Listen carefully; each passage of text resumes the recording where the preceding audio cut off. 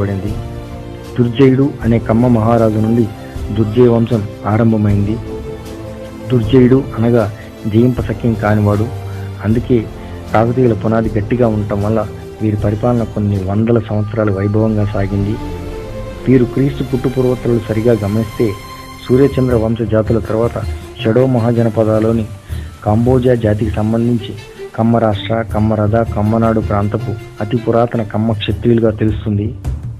కానీ వీరు బౌద్ధ జైన మతాలను మొదట్లో అవలంబించడం వలన వర్ణ వ్యవస్థ ప్రోత్సహించలేదు. ఆ తర్వాత కాకతీయులు మధ్య భాగంలో వీరశైవాన్ని ప్రోత్సహించారు. కాకతీయ కమ్మ ప్రభువుల శాసనాలు.